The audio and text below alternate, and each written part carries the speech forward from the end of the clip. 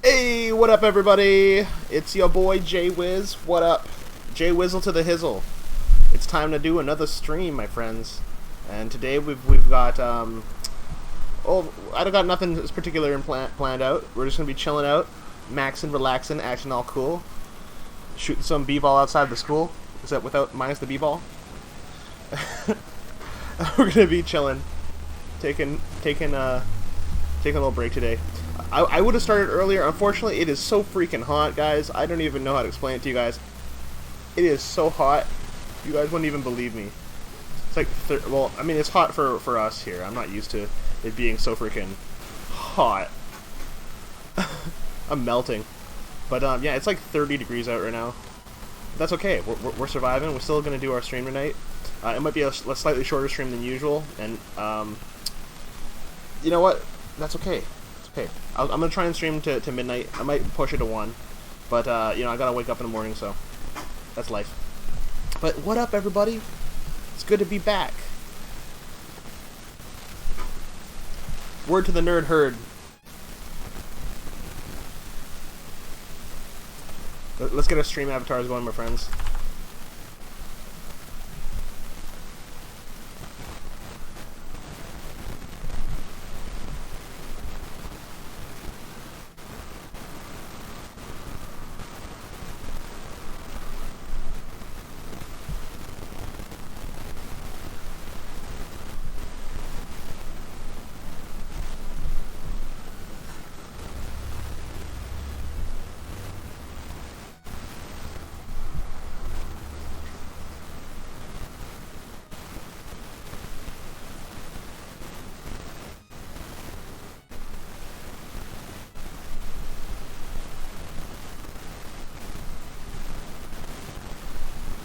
Alright, guys, I'm going to quickly advertise and send out the announcements to everybody.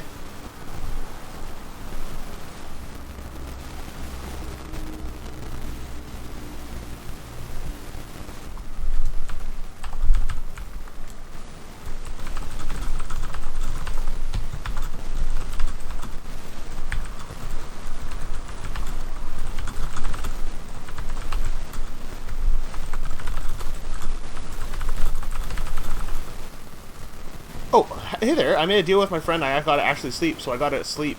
Just reminded to stop by to remind you that you're king. Good night. Aw, thanks, Alexa.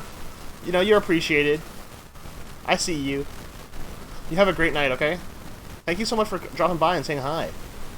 I appreciate you.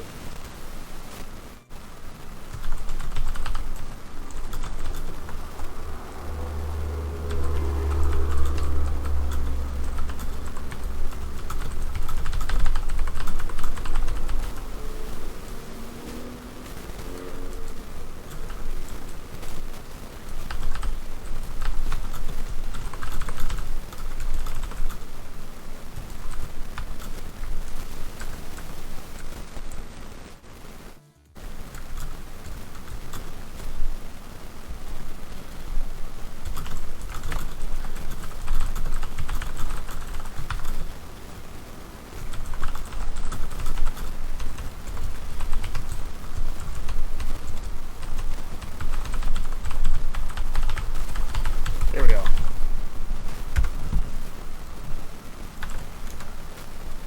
Time to spam all of the chats. Here we go.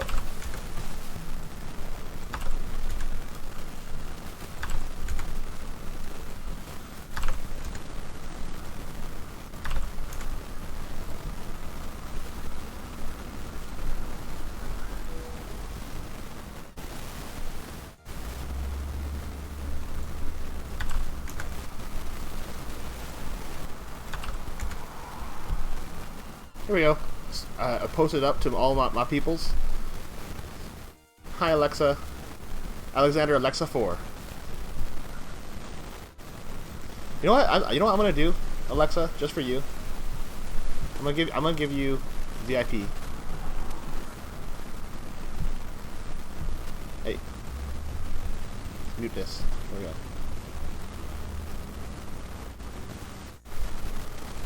So I can remember how to give VIP, that is.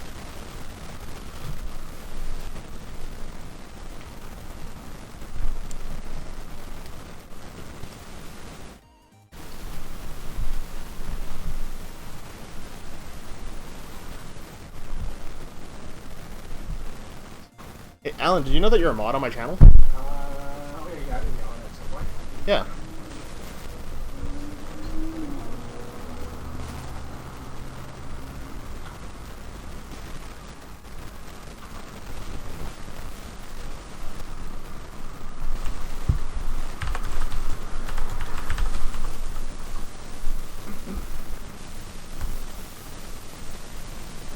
There you go. Alexa, you've been just given VIP access. I'll PM you too.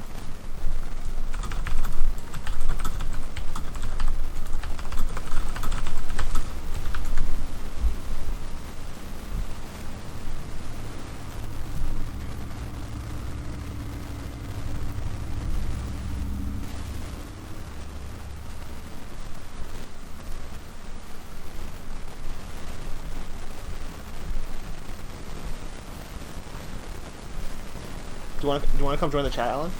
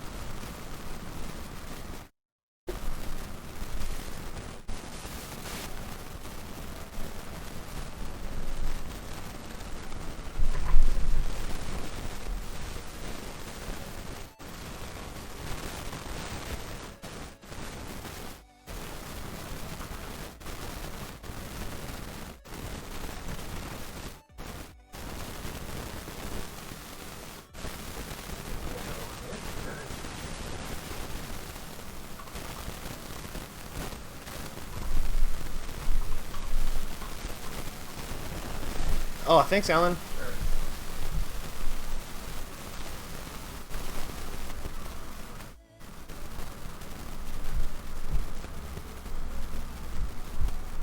Even if you just like lurk with the sound off, it still really helps out the channel. You just have to like keep the sound at like, I don't know, like 5-10% or whatever. Thanks, Alan.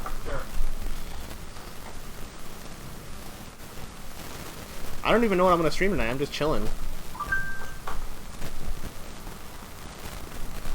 Let's get this stream avatar going though. Do you have a stream avatar, Alan? Who's saying? I'll open up stream avatars and then we'll see what kind of avatar you got.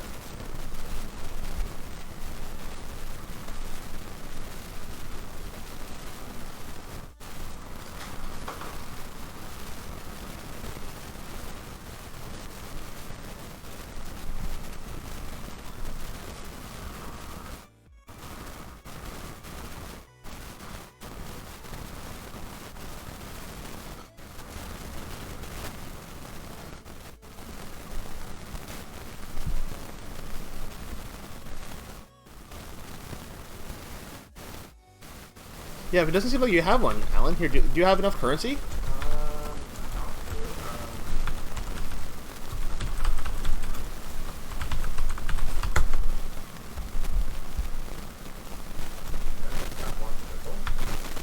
It's not crystals, it's something else.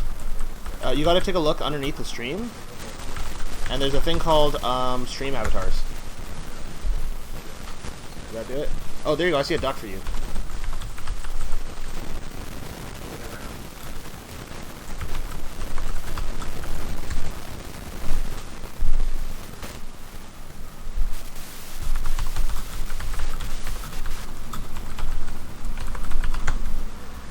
Did that do it? I don't know. Slash add.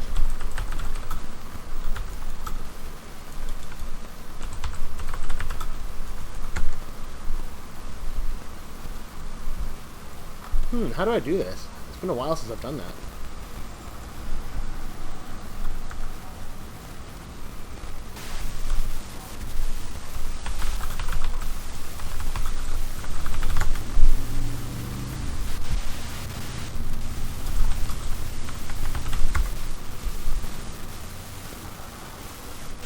Oh, okay, it's exclamation currency.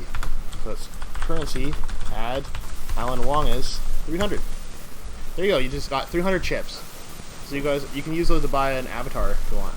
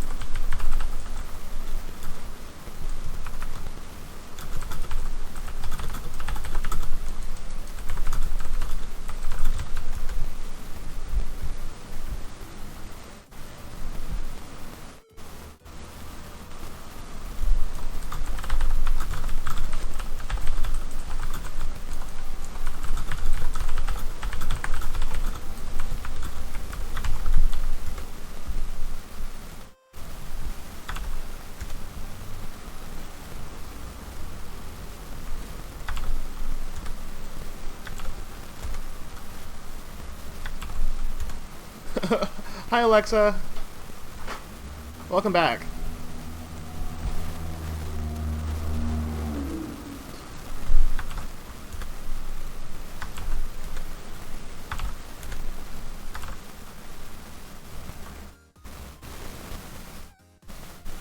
I don't even deserve VIP. Yes, you do.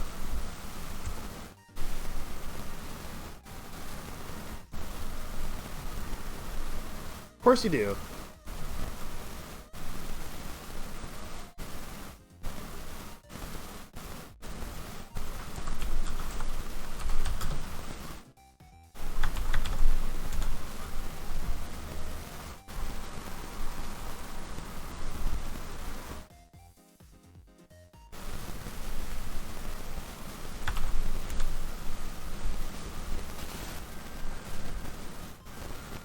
You poor thing, Alexa. I'm proud of you. I'm proud of you for making yourself food and for getting on sleep on time. That is a major challenge. For like, I've been just practicing trying to do that recently, so I'm proud of you. And yes, you do deserve VIP because you rock. You're like one of our biggest supporters right now.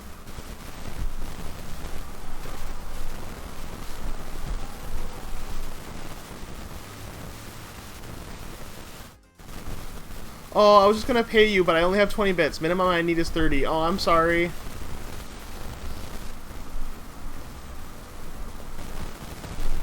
Give me a second. I'm gonna... I feel bad now. Only reason why that's that high is because so that people don't spam like 1 bit.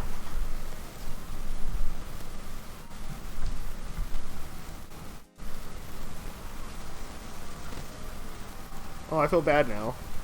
I'm sorry, Alexa. Alexander. Alexa Alexander? I don't know. Hanako.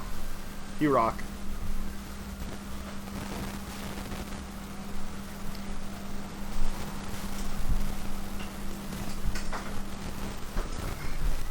Okay,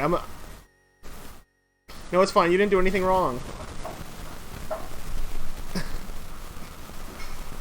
Well, thank you for saying that. Appreciate that.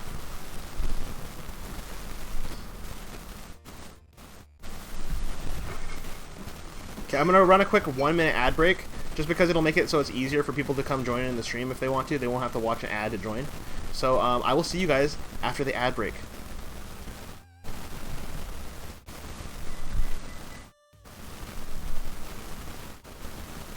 Nice, pre-rolls are off, yes.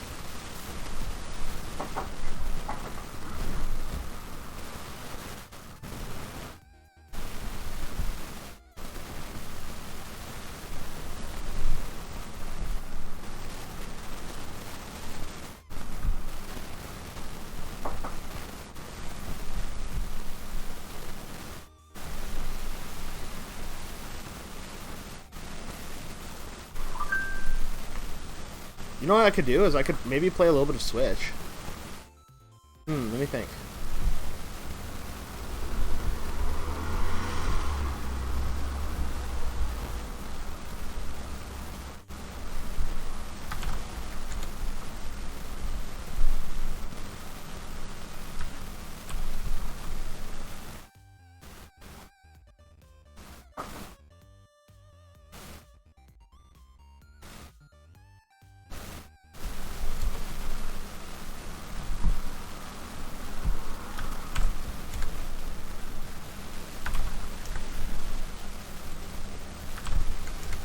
Also, I almost didn't make food because I was scared my friend was upset with me, and I'm only sleeping because my friend made a deal with me. I'm not actually sleeping because I'm not able to sleep, but I'm trying to sleep.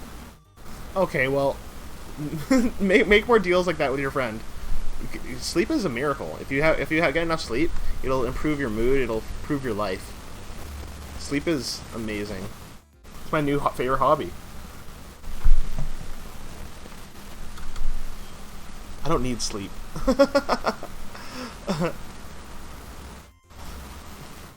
I wish I didn't need sleep, but I do need sleep.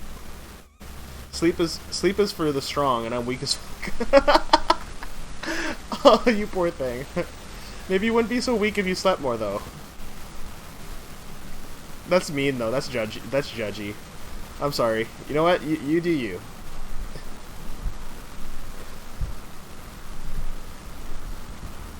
No, I'm mentally weak. Aww.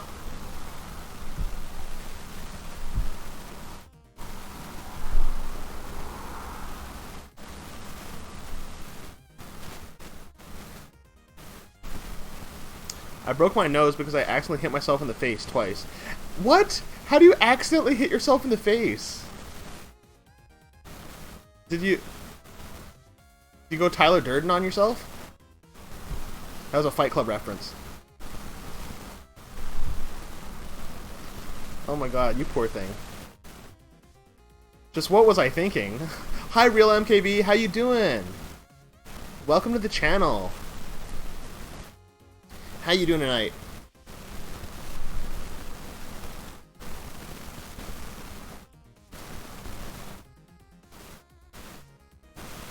I actually got a pin stuck to my lip today.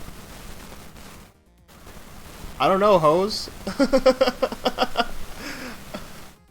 I'm well, thanks. How's you and all? Oh, you know what? I'm doing pretty good. I'm doing a lot better than last week for sure.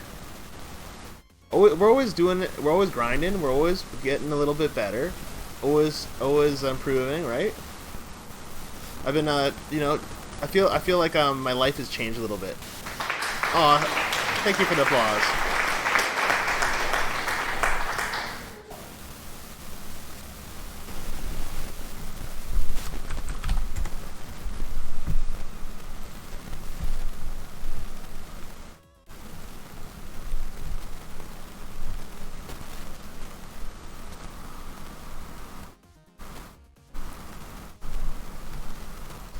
Yeah, I've been trying to eat properly and like sleep properly. It's like a actual challenge for me because like I don't like to. Okay, what's it? I'm back home in safe space. Oh, that's great, and I'm glad that the VoGang is part of your safe space, Alexa. This is what I've always wanted for the community, is for people to have a safe space to chill and be part of the VoGang. Real MKB says, sounds very much like the famous ... He fell down a lift shaft officer onto some bullets. What? Oh god. He found a lift shaft officer onto some bullets. Oh god. He fell, yeah. Oh god. Don't fall. Don't fall, in quotes. Alexa, you gotta take better care of yourself. Please don't beat yourself up, like, physically. And don't do it, like, verbally either. You gotta be nice to yourself. As they say, you must be nice to yourself. Because there is only one you. There'll never be another you. So you gotta be nice to yourself, okay?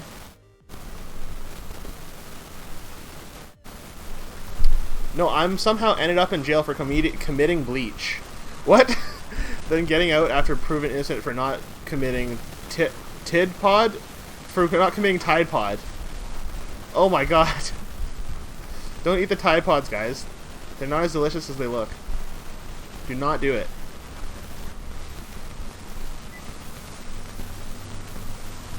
Do not.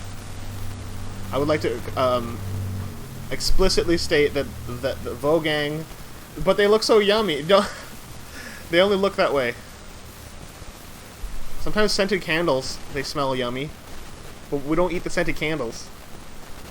Unless you're crazy or something. I used to have this vanilla candle that I used to love just smelling.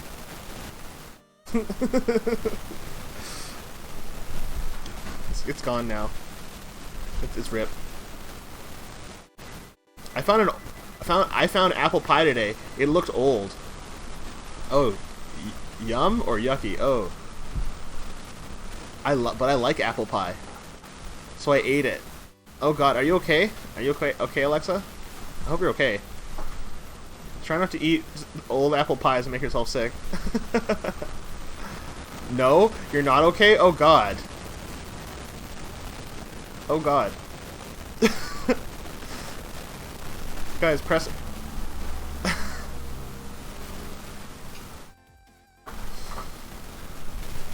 Here's whatever. I am okay. Here's an F in chat for you.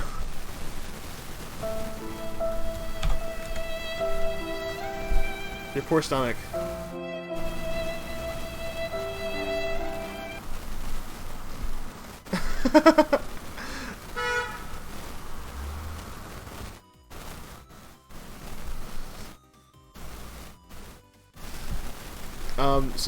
So Real MKB, thank you for joining us. Thank you for joining us, Alexa. Do you guys just want to chat, or do you guys want to play some games? What should we do? What do you guys feel like? What are you guys feeling like? The Real MKB says they actually do never thought about it. It's really a bad idea. Why make that stuff attractive to kids? Make laundry detergent resemble sweets. Bad idea. You know, maybe you're onto something about that, but I think that the original idea was just to make it look attractive, not to make it look like candy or something. But I'd definitely say that they kind of look like candy. Again, VoGang does not endorse the eating of Tide Pods. Do not eat them. Not good for you. Make you sick.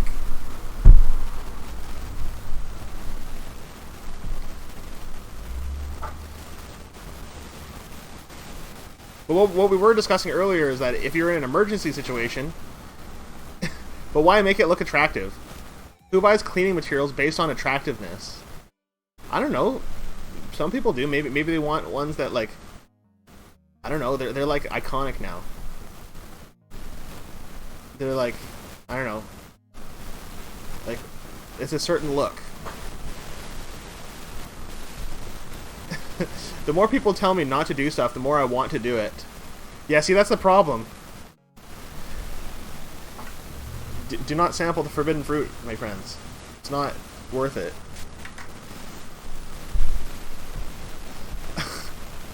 I know that's probably not helping. New rainbow colored nail polish remover called Clean the Rainbow. What? Very much worth it. Alexa, please don't. We're not allowed to say that you're we're not allowed to say to do it. Okay, you're gonna make yourself sick or die from that. So please don't. Please don't. I beg you. Do not eat Tide Pods. Okay, that's our official endorsement. I'm not gonna say it again, because apparently my saying so is making Alexa want to do it more. So that's the last time I'm gonna say it. New rainbow colored nail polish remover called Clean the Rainbow. Oh hey, I see Chaotic Good in the avatars down there. I see Venom walking around. It's Venom. Come and get him. What up, Chaotic Good? How you doing tonight? I'm only saying calling you out because I see your avatar. He's got some swag. Look at that Venom. He's got the green goo dripping from his mouth.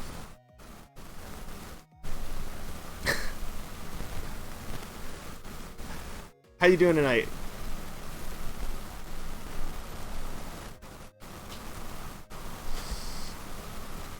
Doing the impossible does prove possible. What? Can we talk about how Discord puts this emoji to look like a scrub daddy? What the frick emoji is that? I'm gonna post it a bunch of times just to see. Oh, it's just like a happy face. Oh, it's a scrub daddy. Oh, You know the funny thing is that if I didn't watch Cold Ones, I wouldn't have any idea what a scrub daddy is. Let's talk about scrub daddy. This is so random. Okay, so scrub daddy is like it's a little smiley face emoji that you scrub your dishes with, and it's like a sponge, but it's in the shape of emoji happy face. If you don't know what I'm talking about, go watch the Cold Ones episode where they did all the Shark Tank products. I think that the most impressive thing about it is that if you put it in like hot water, it's soft, but if you put it in cold water, it becomes hard, and you can scrub your potatoes with it. It's like the way to peel potatoes. The cool new way. Alexa's like, my cat's not mad at me anymore. Yay! Was your cat pissed off at you? The last time I tried to pet my cat, he bit me on my hand and scratched at me. I'm guessing that he was just like pissed off because of the heat, but it still hurt my feelings. I left my house for a month. Oh, nice. Sometimes it's sad to leave home. Other times it's good, maybe. I don't know. How do you feel about that, Alexa? How do you feel about leaving your house for a month?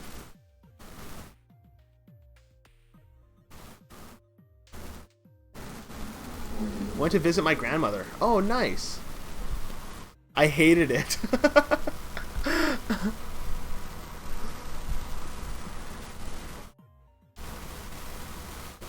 Yeah, does it suck to leave the nest?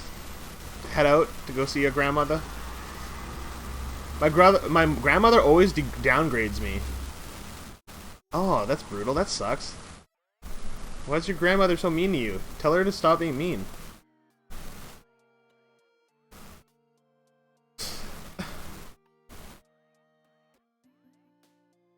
And gets mad at me for my mumbling. Aw. You can communicate however you want to communicate, Alexa. You know what I've been doing? I've been learning how to do sign language, because sometimes just my words fail me. So, here, watch this. Look. My name is Jordan B.O.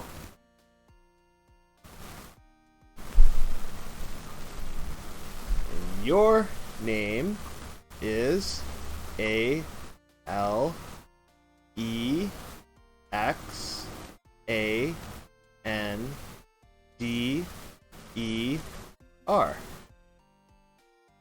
I tried to learn. I gave up. Aww. Well, I've been really having fun with American Sign Language. So if you hang out in the channel more often, maybe maybe I'll teach you a couple things, or not. Who knows? I'm really enjoying American Sign Language. I've been learning the ASL, which is American Sign Language, and what's called it's fun, because for me, I just like the I like the idea of communicating people.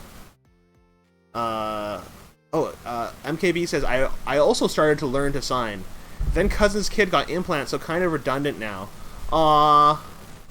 It's not redundant. You can still have fun with it. I think sign language is super cool.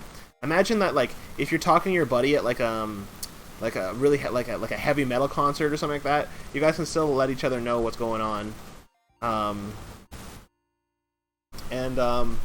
I love you guys, all of you.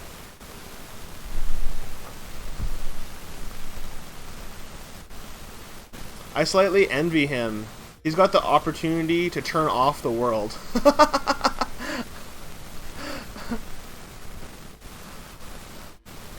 Well, that's good for you. That's really good that you learned sign language to speak with your cousin's kid. That's really awesome, though. Yeah, sign language and learning how to do stuff like that. You should never regret learning that kind of stuff, because that's really super good skill to have. Cat always sits on gay flag. Is she telling me something? I mean, she loves her sister, hates the only boy cat I own. Weird. Alexa, do you have a gay cat? Just a question. He's like 2 years old. You see him when he gets tired, just rip his implant things off and take his bottle to sleep. Aww. That's super cute. Yeah, see, I'm wishing that I taught my kid more sign language. Here, you can teach him this one. This is milk. Go like this. I'm bisexual, so maybe she's supporting Mister. Oh, do you mean to write Mister, or do you write supporting me? Okay, there you go. I'm bisexual, so maybe she's supporting me. Okay, good. Yeah, your cat is supporting you. That's sweet. Hell yeah.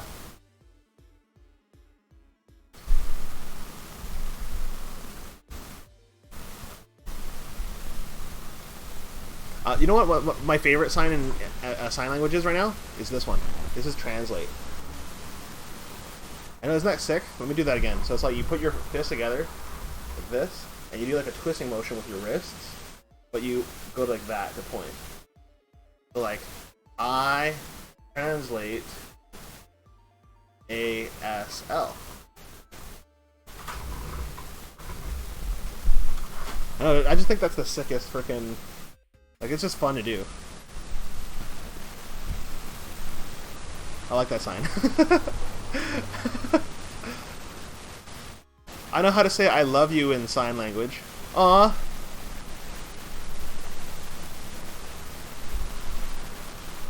My father taught me.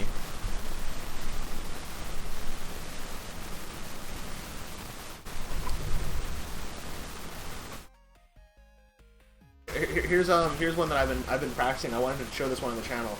This is welcome. VoGang, and then family. Welcome, VoGang family. You guys are part of the VoGang family. So thank you so much for joining us.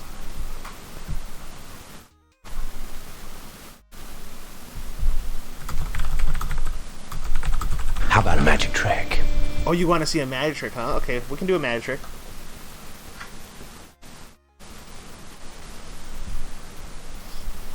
This is like I love you, like a Spider-Man. Let's do a magic trick, guys. Oh, I will show you guys a cool magic trick with this deck of cards. Today I'm going to be doing a card trick with any card, the first card that's named. Anybody who's in the chat, name a card and I'll do a trick with it.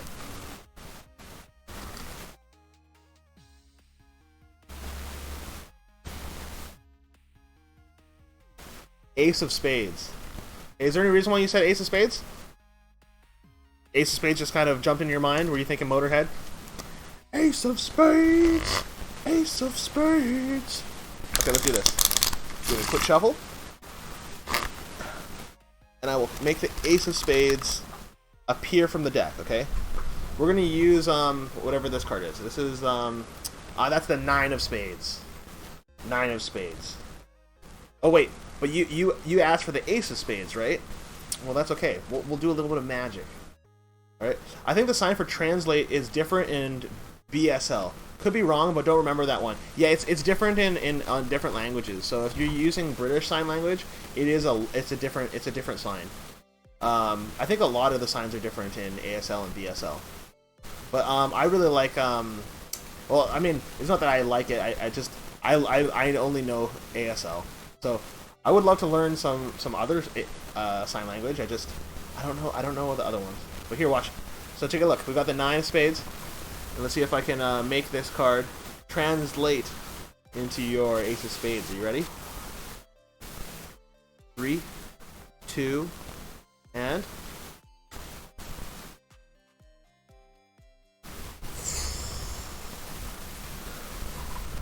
Ta-da!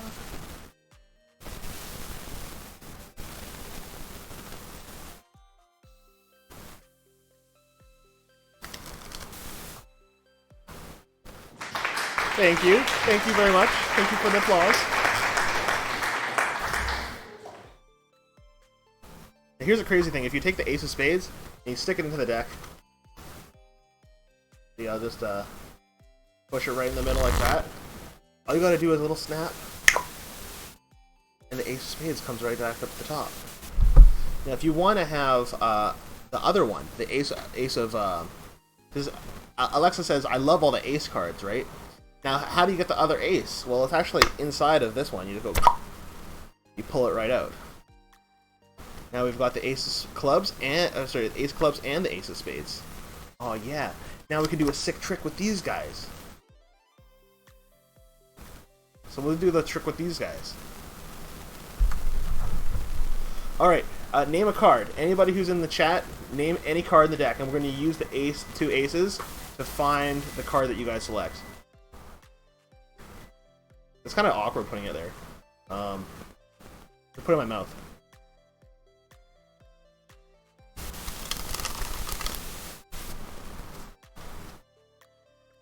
Jack of clubs? Jack of clubs? Okay.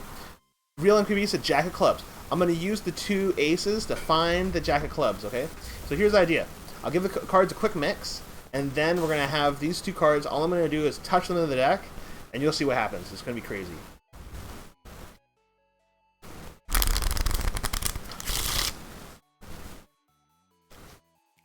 So we've got here the ace of spades, and the ace of clubs. And of course the deck of cards, right? Give it a cut. See if I can get it right. Here we go. Ready? With the two aces. All I'm going to do is a little touch. Here we go.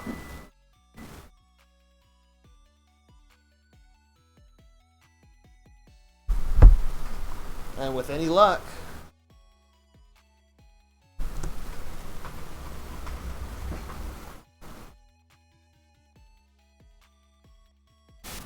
hell yeah! The Jordan of clubs! I call it the Jordan.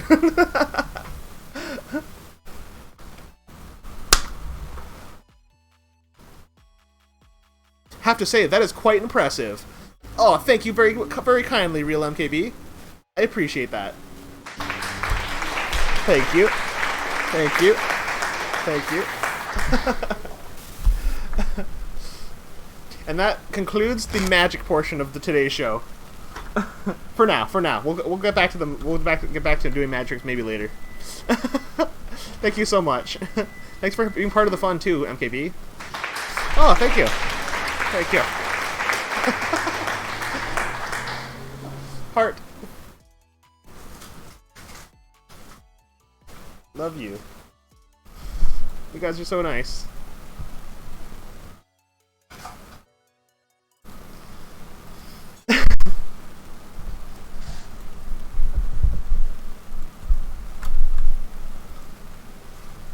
So what are you guys doing? What's new in your life? What's going on? What's happening?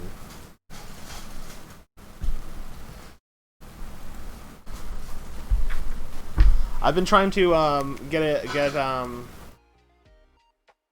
get some new stuff going on. I've been learning sign language. Sign language is so much fun. It's been like I've been actually obsessed with learning sign language. I can't stop.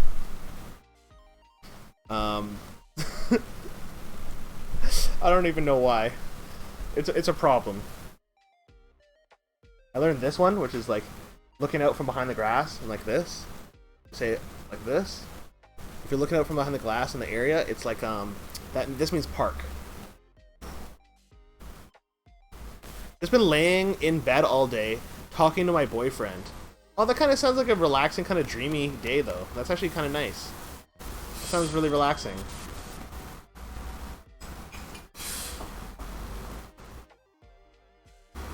That's great.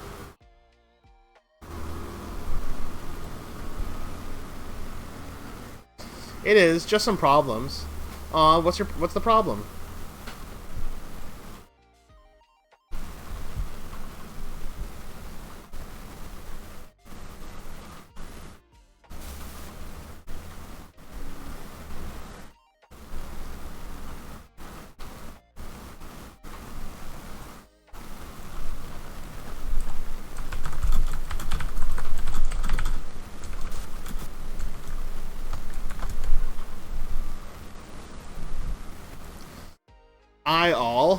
I almost.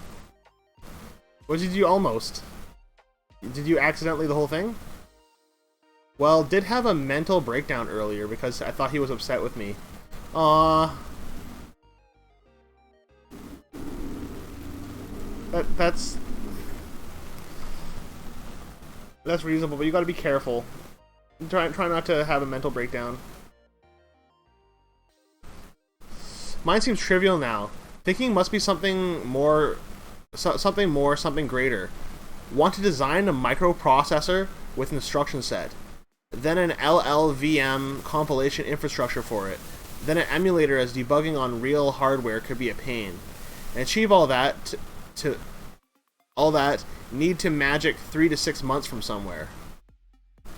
That sounds crazy complicated. I have kind of like a half idea about half of the stuff you're talking about.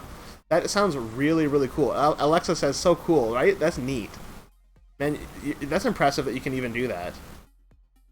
Alexa says, lucky he didn't hear me cry. Aww. Alexa, please don't cry. You're gonna make me cry. Don't cry.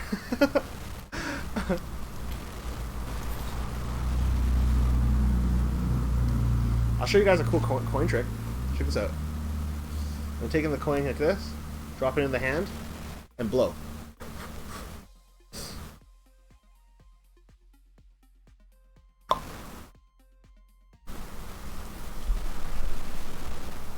Oh, we can cry together. Okay, Alexa, let's cry together. Although I've cried so much, it hurts my eyes to cry. Thank you so much for the applause. Appreciate you, Alexa. Heart. It's a learning process. Yeah, I suppose so. I suppose you gotta like learn from the bottom and figure it out. Try and learn the basics. I don't even know the first thing that I know kind of the basics of a processor. I tried to make a computer in Minecraft, so that's about as much experience as I have with trying to make processors and stuff. Apparently, you can make a pretty complicated computer in Minecraft, though. So what I've heard and seen on YouTube.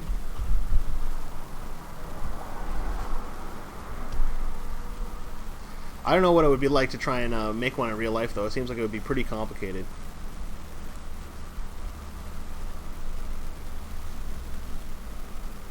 I don't know I can't. Oh, sorry, I think I missed your comment. He said, or Real MKB said, I don't know I can. Hence, I need 3 to 6 months, lol. Oh, wow. I just halfway learn things because ADHD tells me, do this, wait, do this. I also have ADHD. I know that feeling very well. Yeah.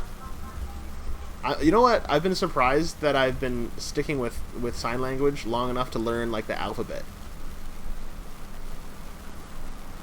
Like, that was something that, like, kind of surprised me. Because usually I, like, halfway learn things, and then I forget them, or, like, I just stop. But I've been sticking with it to try and learn sign language. Honestly, I need to find somebody and, like, I need to find more people who know sign language, because I want to try and communicate with people using it. One of my buddies, Frail, knows sign language. Unfortunately, she's busy right now, but I bet they'd I bet she would approve of the sign language use in our stream today. I'm surprised I stick to art and candle making. Oh, that's great though. I'm happy that you're sticking with it. It takes a lot of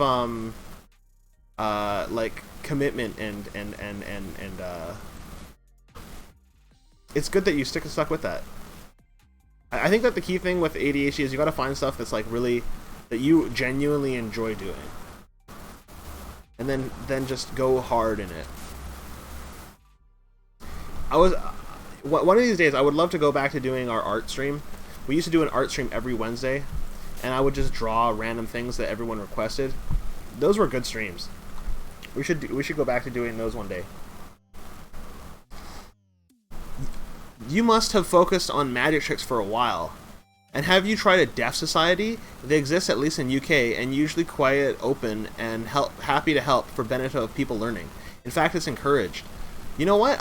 My friend Alan, who's right there, he's mentioned that they have like a community for the deaf by Metrotown. Isn't that right, Alan? A school for the deaf. A school for the deaf. So maybe I should go sit there and say hi. Although I don't know how much that they would be happy if I just showed up. I don't know. I will never know unless I actually go. Speaking of which, oh, Alexa says hi, Alan. Hi, Alexa. Hi there.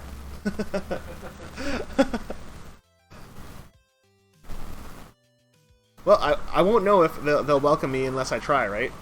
I might as well go there and see if I can hang out with them and try and learn how to sign. Because like the reason why I'm learning the sign language is so that I can communicate, right? I really like sign language. It's a fun one.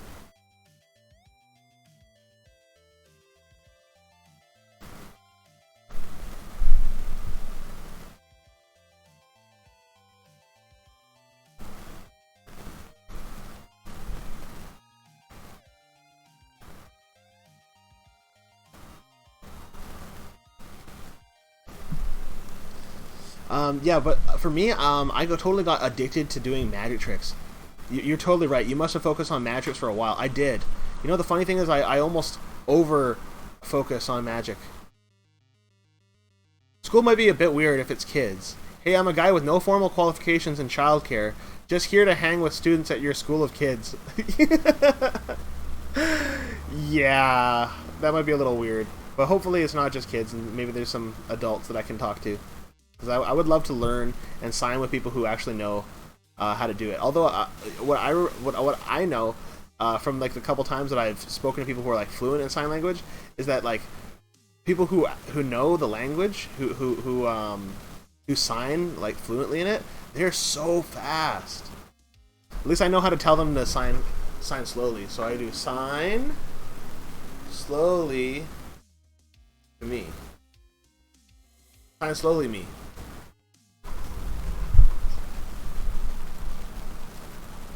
Because they go like with the hand spelling, like they go hard, they go fast.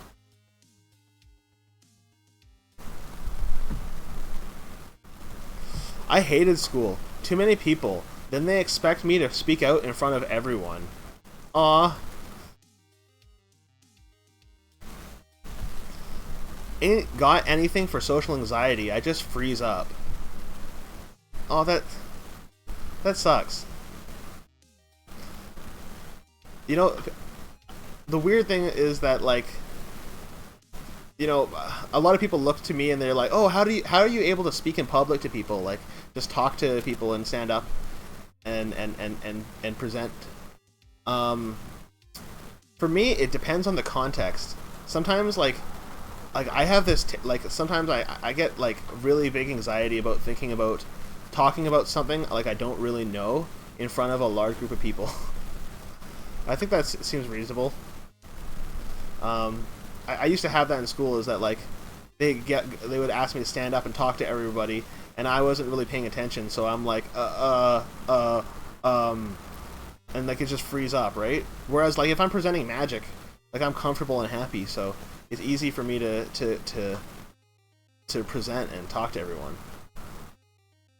Yeah, I guess it depends on the context.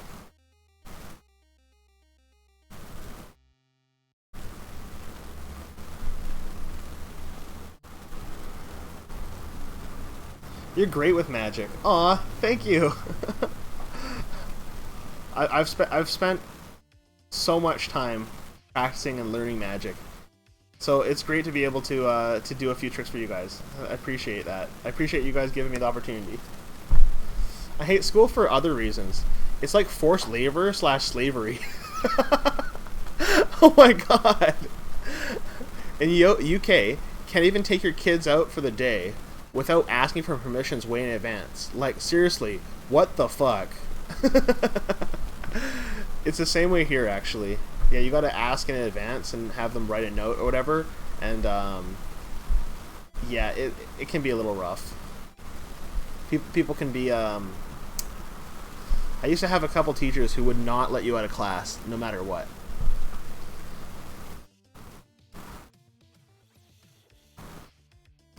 Then again, I wasn't one of the best students, so I don't blame them for not wanting to let me out of class. Never had a problem with work. Worked full-time since the day left school. Guess what? I get a paycheck. Compensations. School? No, just forced to go. Why? I don't know. Maybe they're trying to educate you and teach you. My biggest problem with school is that they don't teach you the right stuff. Like, they should be teaching you some... Like, they should be teaching you, like... Or maybe it's the way they teach it, I guess. My cousin had a teacher. I nicknamed her Bloody Tampon Hair. Oh my god! Why did you call her that? She got mad at my cousin for not knowing the part of a book.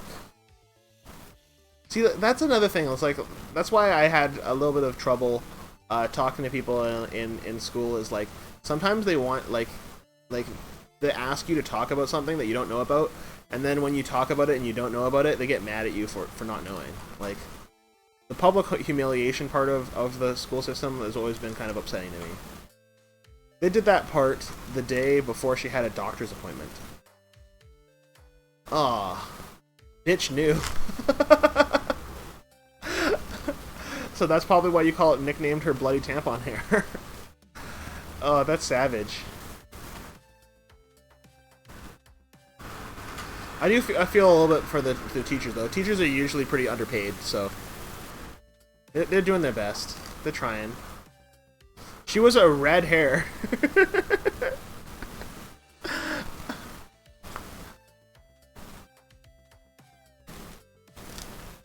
Natural born redhead.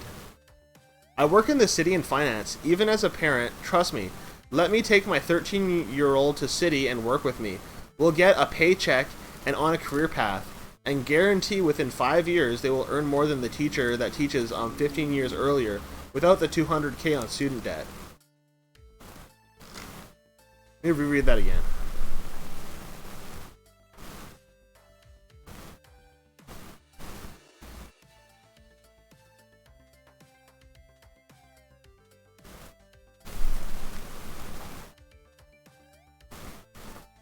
Never had a good experience with natural-born redheads. The only other redhead I knew knocked my tooth down my throat trying to hug me.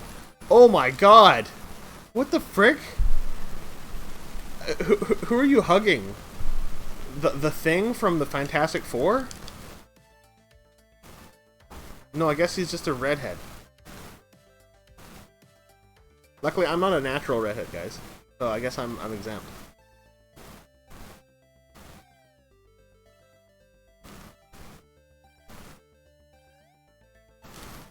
Anyways, my big problem with school was that I was always learning stuff, but I was never learning in a way that I could understand it or remember stuff. I think it's just because I have ADHD, so it was hard for me to pay attention. I have just short-circuited the school system by 15 years, set my kid up for life, and taught my child real-world experiences that proves way more valuable than half the stuff they teach in schools, in my opinion. I think you might be onto something there, though. Like, teaching kids how to, like, focus and learn stuff in the real world. Like, teach your kids how to bus. Teach your kids how to ride the subway. Like, teach them real-life skills. That's what I wish that high school did. Instead, I felt like I was learning. And by learning, I mean I would go to school and I would stare and, like, my eyes would glaze over and I would just be, like, unable to understand or learn anything. I feel like all the times that I actually learned stuff is because my buddy Alan taught me how to do stuff properly. Do not teach me the sequel to GJ's. Was that Good Jobs? Do not teach me the sequel to Good Jobs. What?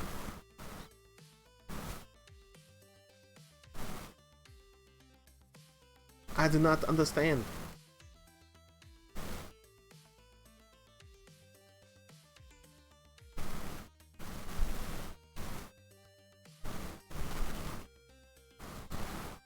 Just like math. Can't understand. You know, the thing about math is I actually really struggled in school until Alan taught me how to do it properly. And then I understood a lot better. But like a lot of times in school they conceptualize things to the point where it stays a concept and it never becomes a reality. I don't know if that makes any sense to you guys, but or if I'm maybe I'm not explaining it right. But like drawing like a diagram, like an actual picture of what's happening, and like trying to understand why you're doing the math that you're doing, really helps out. Again, I never had the like a reason to like to understand it until like yeah, like until I was like drawing pictures of it and trying to like figure out why things are happening. Math is really interesting because it was one of those things that I really hated before I learned how to do it, and now that I know how to do it, I'm like, sweet, math is cool. I'm still in school. Oh, that's great.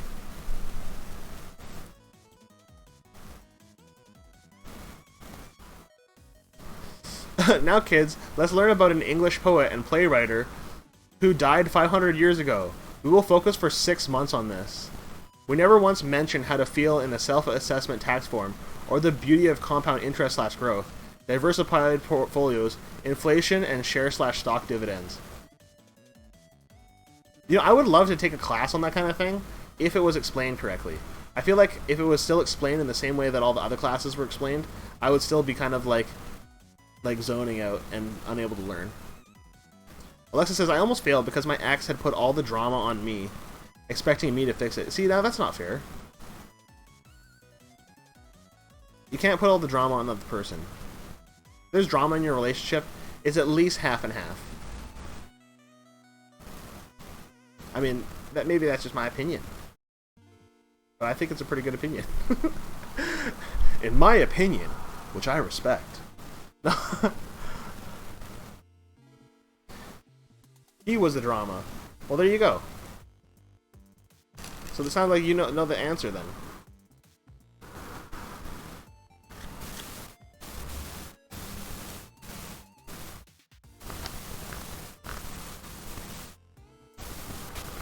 Yeah, you know what? Drama probably doesn't help. Him and my cousins just caused a lot.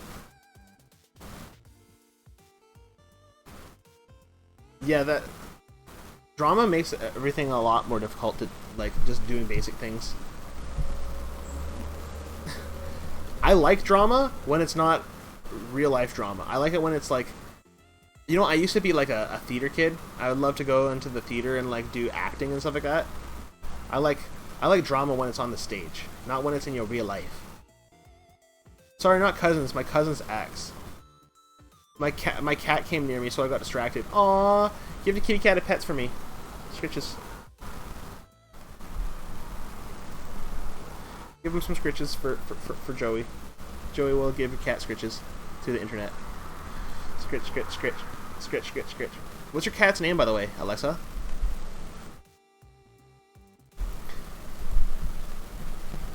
Oh, did you know that there's actually a section on our chat that's for pets?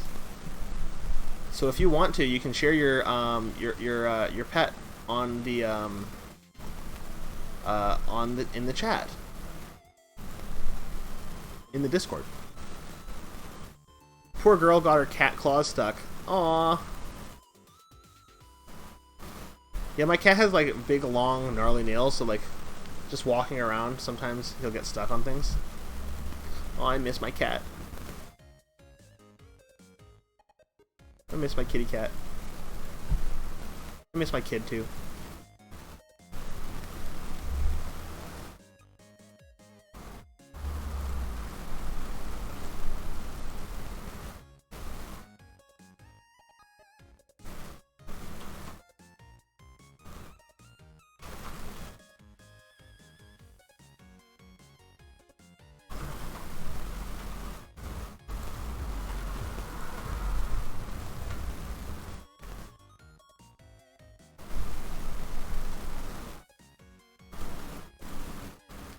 So, hey guys, do you guys have any achievements? What do you guys feel like you guys, like, do you guys make any goals this week? I made a few goals. I somehow became the mother of my friend group. Hey, that's an achievement. It's because you're so caring, Alexa.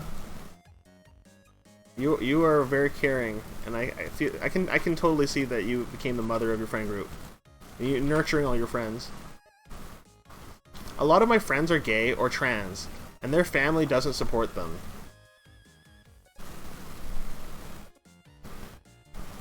See, that's bullshit. I support you. I support your friends too. You guys should be able to feel safe being whoever you are. So I somehow took them under my wing. Well, good on you, Alexa. No one should feel outcast just because of their, like, what they want, how they want to identify or whatever. You do you.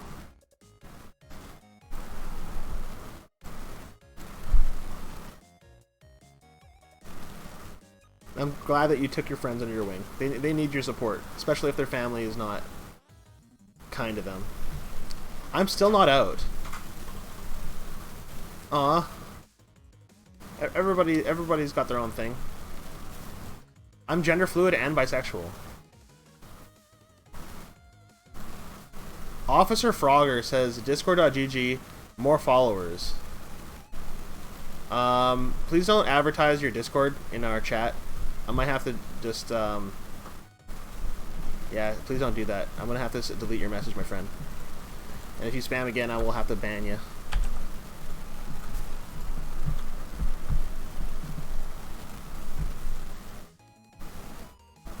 Where's my... What the heck? Oh. I would go straight to ban. Okay, yeah, I'm gonna do that. Let me go on my mod icons.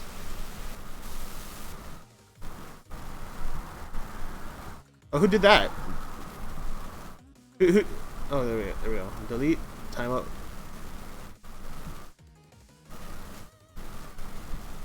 There you go, banned. Suspect it's a bot. Like 99.99% certain. Yeah, okay, thank you, yeah. Bot deleted. Deleted. Goodbye, Officer Frogger.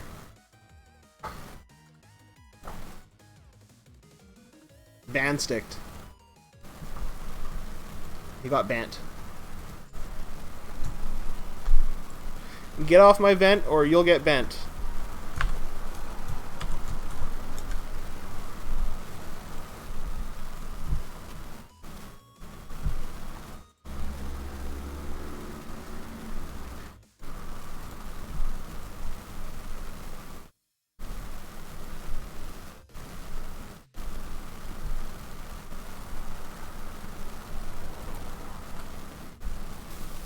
I like Officer Frogger. That's a good name.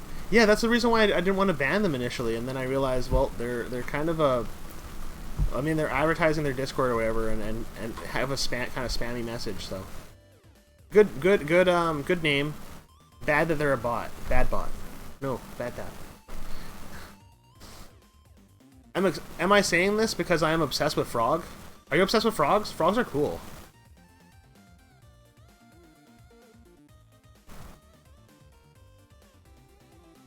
Frogs are neat.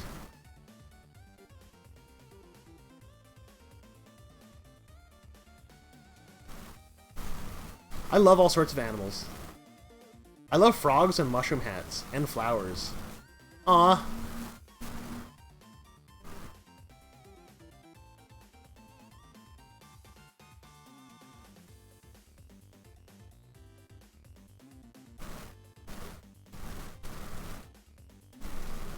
Mushroom hats. I don't have a mushroom hat. I do have some hats though. You guys yeah, check it out, guys. There's redeemable hats in the rewards down below. Some of them I even have. I'm gonna redeem the nerd glasses if I can find them. I redeemed it all myself because I want to wear them.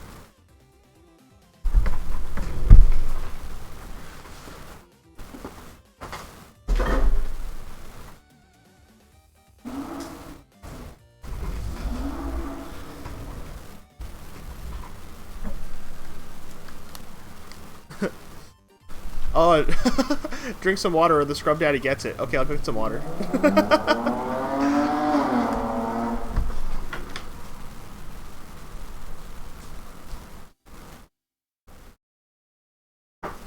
Oh, this bread looks awesome, Alan. If I show your awesome bread on the screen? Sure, go ahead.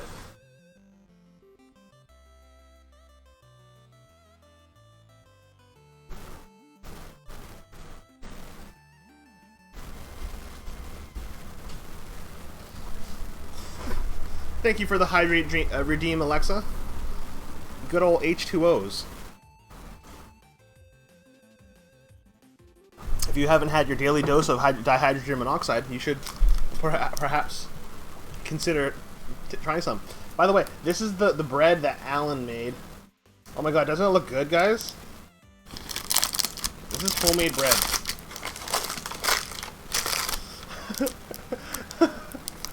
This is so, it looks so good actually. So cool, right? Yeah, Alan made this bread, and I don't know how he did it. I'm so proud of Alan. I'm also proud of Alan. Like, here, let me, I don't know if I can, here, let me hit it with something. I'm gonna hit it with the thing here. You guys can hear? Okay, it's not showing. There we go. That with a finger? Like, I don't know if you guys can hear that very well. This is like a solid bread. This is a really nice solid bread. And like, I don't know how to say, guys. It smells super good. They're kind of like, there's a little bit of like brownness on the top, and it's like, oh, it's awesome. If Alan accepts hugs, can you hug Alan for me? Aww. Alan, you want a hug? Okay, sure. Let me put the bread down for a moment. Hugs. Oh, we're sliding! We're sliding! Alan just finished putting together his computer. Do you want to talk about your computer a little bit? Well, I just had to update my computer because my old one's kind of easing a little bit. Yes. It's beeping because it's overheating. I don't know what it does, but I gave it to update my. Oh, that's great. And then, yeah, I remember you we won a bid on eBay for the processor, right? Yep. I upgraded to Ryzen 3600 CPU, not the latest, but it's from 2 years ago. That's still great, nice. right? Still pretty nice, yeah. What's the clock speed on that? Let's see. Well, I got it for about 145 Canadian, which is, I'm trying to think about how much is that in real American money. Maybe about 110 or 120 or so. 110 or 120? Yeah. That's not too bad. It's not too bad, yeah. So, sorry, what did you say the clock speed was again? Sorry, clock speed? Yeah. It's a Ryzen 3600, so it clocks about default about 3.8. What? Turbo 3.8? That's actually pretty decent. Yeah, turbo up to 4.2 or something like that. It's pretty nice. Yeah. And how many cores does it have? Well, 4 cores, hyper-threaded, Four so cores. that means it's 8 threads. Oh, wow. I think that's faster than mine. Yours is actually in the ballpark. Your cores are slightly more powerful than mine. Really? Actually. So it has good cores. It's the single core can punch above its weight compared to the Ryzen's. This is 6 core. So it depends what you do. The multi-threading is all if you're gaming. Yeah. That's really cool though. Yeah. I think it's really cool that you kind of like bought all the parts and put it all together, Yeah. kind of off to the side. Alexa says, "I'm gonna get sleep."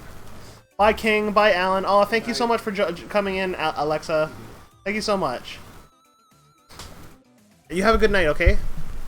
The real KB says, if you got an A, B, or Z chipset, you can unlock that to unlock that turbo to be constant and not just on a single core. What does that mean? So I think it's yours. You can actually unlock it. Well, yours is a 12100.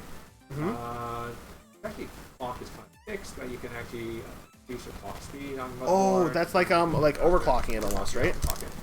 I'm gonna put your sweet bread back in the kitchen before it gets knocked over or something. But this is nice bread. Yeah, well done, Alan. Have it tomorrow. Chicken sandwiches tomorrow. Yes. Yes. I'm very down.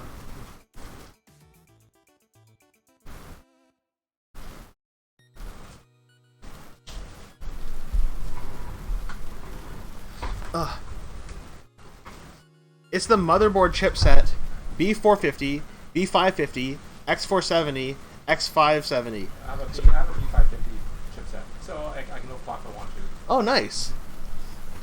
haven't actually just installed today. Haven't run the easy tune yet. So like the utility that comes in motherboard, I'll show automatic clock it. Oh yeah. Here, give me a second. I'm gonna widen up the webcam so we can both appear. Wide shot. There we go. Yep. There we go. Now we're both on the webcam. Yeah. Now let's shrink it down a little bit. There we go. That's so cool that you put that together though. Well, it's easy enough.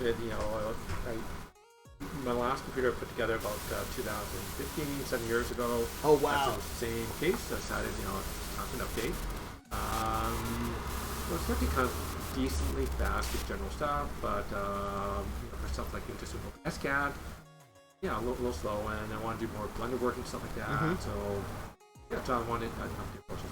Well, that's great. Yeah. That's awesome. Yeah, I was really surprised how quickly you put that together. For me, when I put together my computer, it almost took me all day, and I still didn't get it all completely fully done and fleshed out until like a little bit more tomorrow, the next day. Yeah. Yeah, that was impressive to me how you got that all put together. It's easy enough. I planned it out. So I've done enough computers I know how to put together. So just stick it around first, stick in the CPU, and video card, test outside the case before putting it in. That way you know everything's working. Yes. Yeah. So then you put it in the case, and then route all the cables and all other stuff. If you have a B or X, you can just unlock. And unlock that turbo to be on all cores, not just single. Yep, so yeah, I have a B550 chipset, so I should be able to unlock it, just I haven't got a chance to do it yet. So just kind of getting my operating system installed, all my files transferred over, all my programs. Pretty close to done. How do I know what chipset I have? Yours I think is an H, yours is Intel. Actually, you can look it up. You can actually go to System Info. Okay, system. Information. Tells you, yep, your motherboard. Yeah, Prime B660M. So I guess mine could also be overclocked too, right?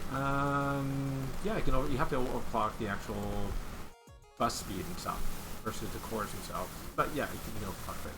Need a Z chipset on latest Intel to overclock. Intel stingy. It need to be a K processor. Yeah, the K processor all totally unlocked. You can make them as fast as you want to. But usually the K chipsets is not too much headroom. Usually they're already pretty overclocked already because you've been all the CPUs these days. Yeah. Let me think here. I'm trying to look. How do I? Well, you can look up your motherboard now. Yeah, you have the motherboard name. You can look up that. Yours is an Asus Prime. Oh, here we go. 660. Yep.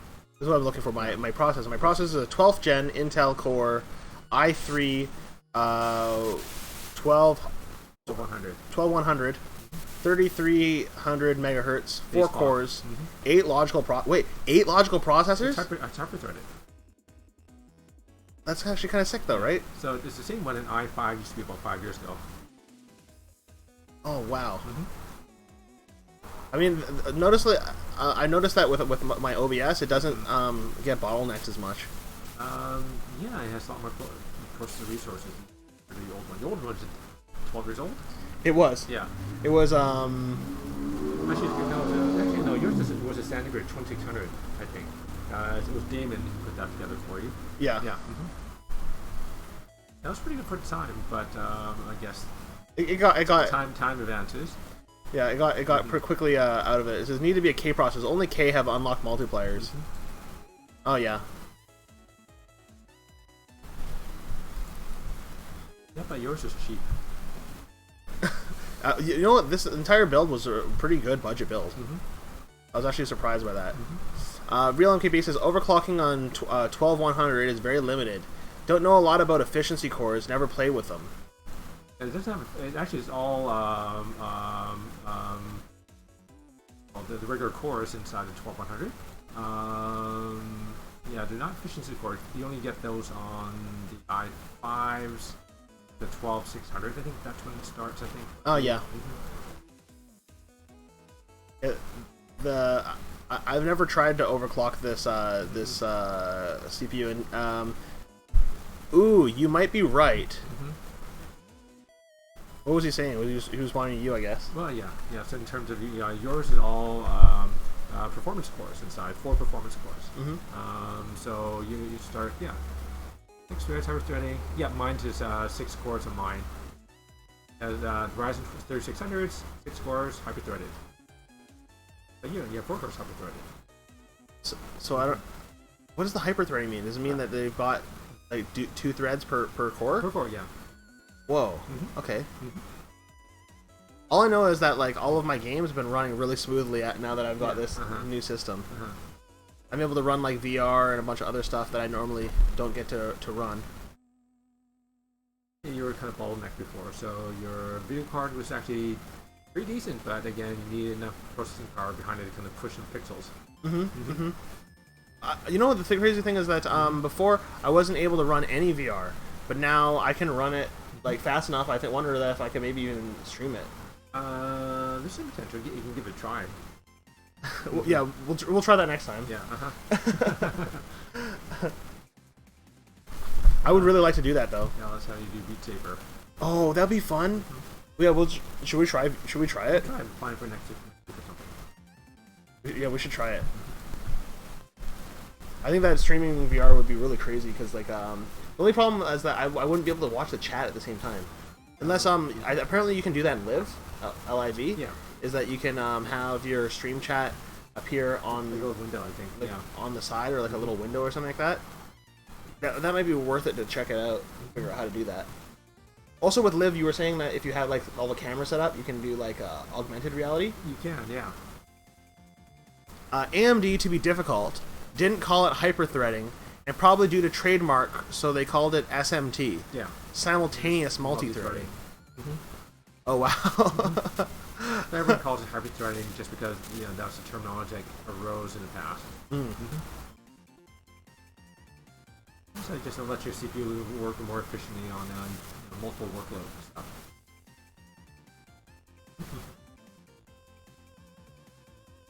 I wish we could have you do more Blender. Do some Blender online. Oh yeah, we should do that maybe next time for the art stream. Do some more 3D work. Yes. Yeah, there's some really nice tools in Lace One. Check it out. Yeah. You got to show me how to do that. Maybe you'll help me next time. Well, yeah.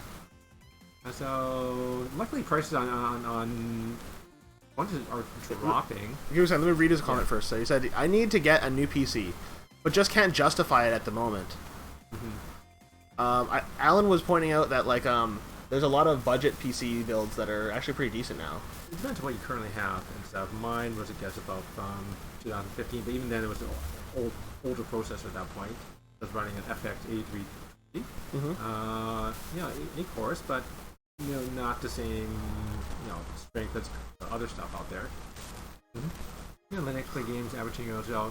So in terms of the stuff that you're playing, you really can't justify that at the moment. Although it is nice.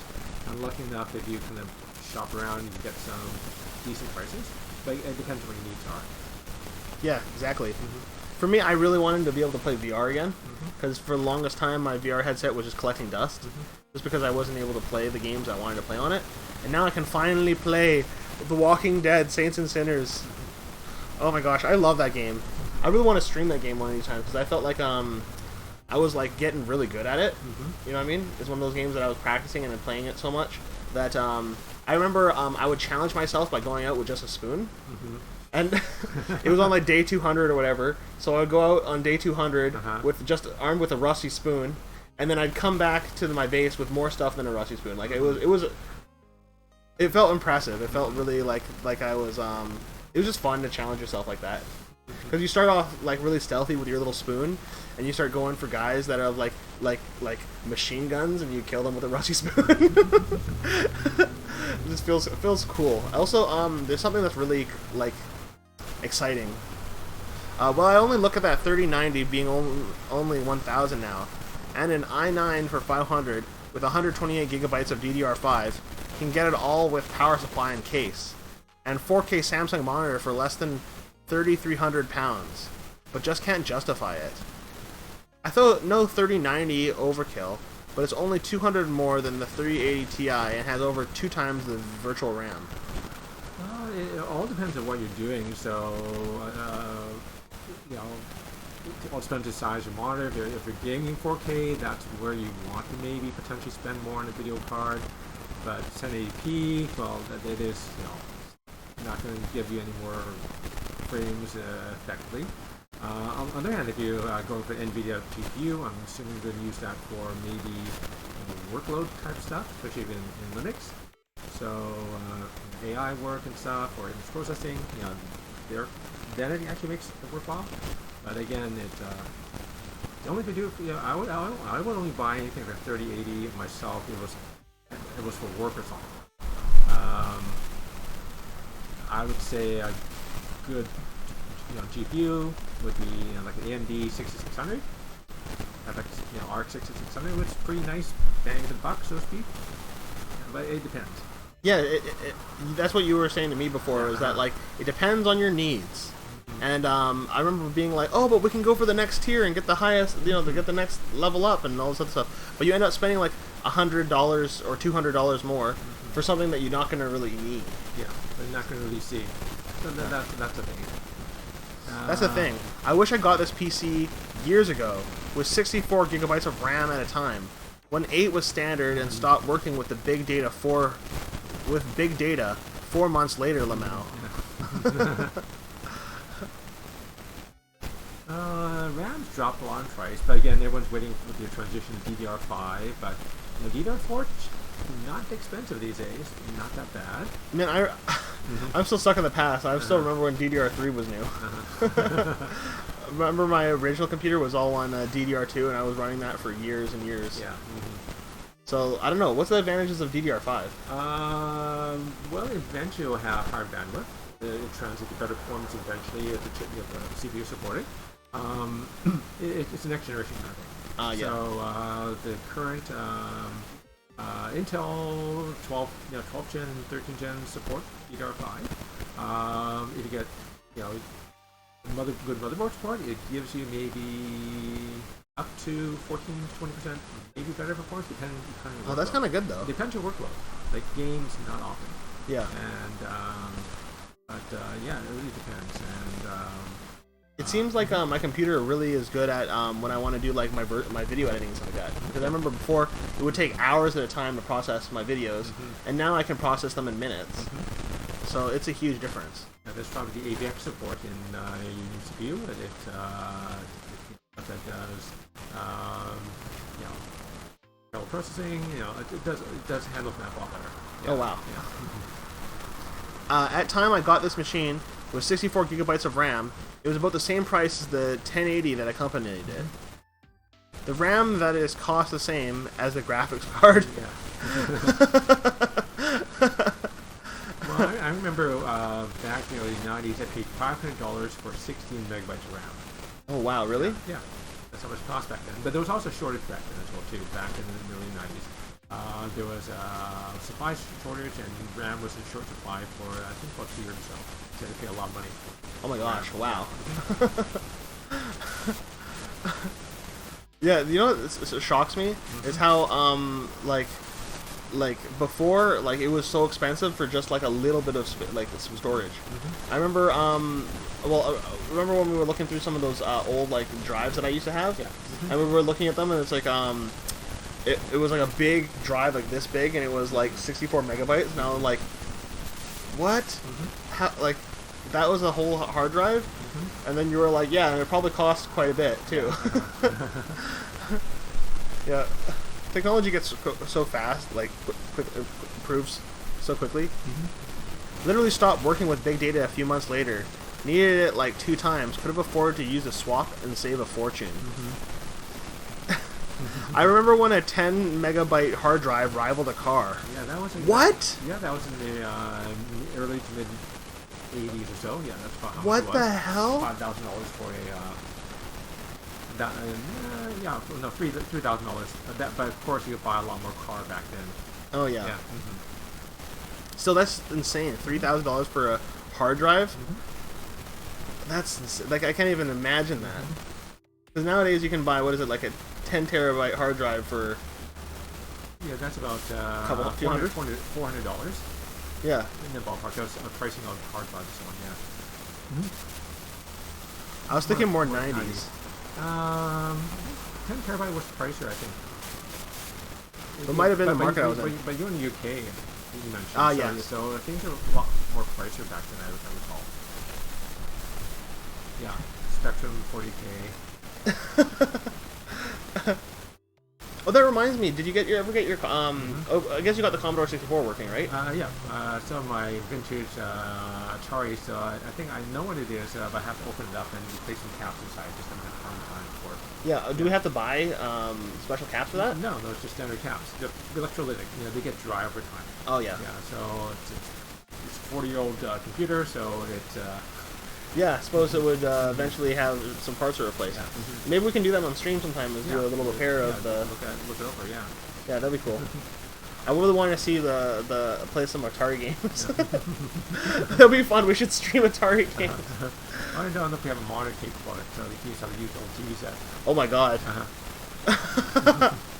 Yeah, I suppose it makes its own problems, right? That was we ran into issues when we were even just trying to stream Nintendo before. Yeah, because it was composite, and you needed a separate digitizer in order to kind of digitize that. Yeah. I feel like we need like its own adapter for that. Yeah, you do. Yeah. Yeah, the 48K Spectrum. Yeah, there was a Z80 in that one, I recall. I think it was about 1.2 megahertz. I remember the speed of that thing. Great thing with those machines. Yeah. Everything can be replaced out of semiconductor supply catalog for about 20 cents a part, including shipping, minimum order of 10. Yeah, those things are cheap these days, so to fix up. Oh yeah, really? Yeah. Well, again, they're all vintage semiconductors. They're just lying around. Oh wow. Oh, that's so super cool. I remember we were playing on the Commodore 64. Remember I was addicted to that one game. I can't remember what it was even. That was kind of a school game where we're trying to go. It was called like it was a breakdancing game. I don't even remember, but like the idea is that it was like basically Simon Says, but with breakdancing moves. I don't even know what the heck, but I was super addicted to the game. I ended up playing it for like 2 hours. I couldn't stop playing it. Even now, I'm thinking about the game for some reason. That game was really fun. Like, what was it called now? Bug Out or something? Yeah. I'm gonna look it up. I'm gonna find out what the heck that game is named. It's a breakdancing game on Commodore 64. It's called Break Street. Okay, give me a second. Listen, we're gonna swap to YouTube mode so you guys can see this game. Okay. Here's Break Street. Oh, wait, I don't know if this is the same one. No, I don't think it was. No, I think it's a different one. This is not the same one.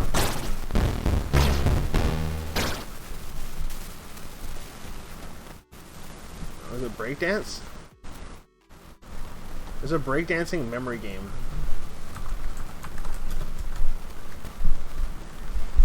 I think it's this one. Maybe it was called Breakdance. Choice presents Commodore 6. Let me just see if I can find the game. 11 choice presents Breakdance on Commodore only has the one of the Okay, I want to hear. Don't want to get in trouble first. three mini games, but Oh god, it's loud.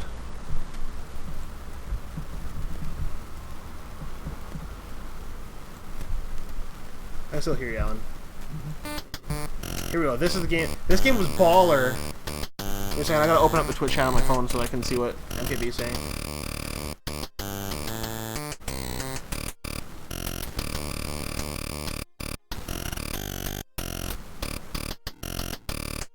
This game was so good though. I was so freaking addicted to this game. It's got some pretty dank music too.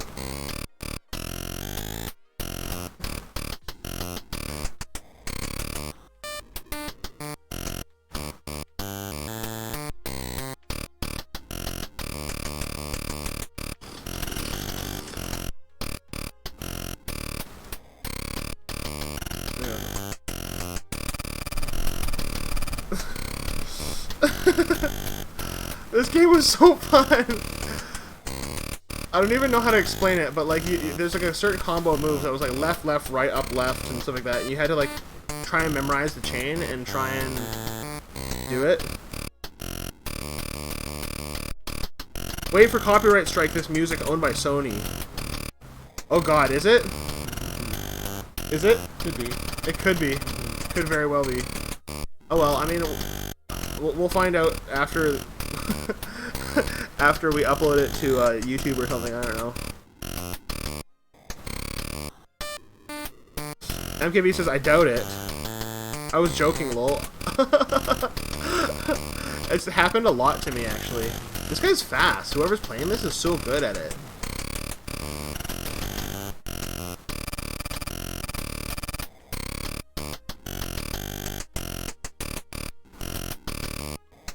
So it's like left, left, left, left. Up, right, left, down, up. How do they... This guy's really good at the game. I sucked at it, kind of. But I felt like the more I played it, my memory got like a little bit better. So I was able to memorize like longer chains. This game right here, though, is the shit. This game was the shit. I bet there's more really good games on there, too. You have to think about the limitations of the time. Yeah, so the gameplay was well, sophisticated compared to what we have these days. Yeah, I suppose so. But it's still fun. Yeah. There you go. Yeah, when you do a bad move, it just kicks you out. You only get like one chance.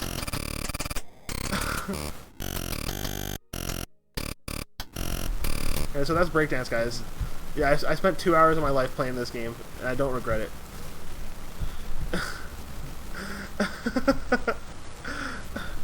That's a cool game. But what other games did you like playing on the Commodore 64, Alan? What games did I played stuff on the Atari? So the Commodore 64, that was actually more work, so to speak, because that's what we used our school. So that was an electronic lab, so we hooked up a whole bunch of interfacing to that. So the nice thing about the Commodore 64 and also the VIC-20 at the time is it exposed the processor bus on the back. So you can actually hook up, things directly to the motherboard. Oh, what? Yeah. So you could do like projects then. Yeah, projects. That is freaking cool. Yeah, so my stand-in for about a quarter of my 12th grade was to design the EEPROM programmer and static RAM board for Commodore 64. Can we do that? Can we still do that? Well, that was the one we have because the one you gave me was an emulator. Oh, it's just an emulator. Yeah, so, you need an original one, but yeah, they're nice.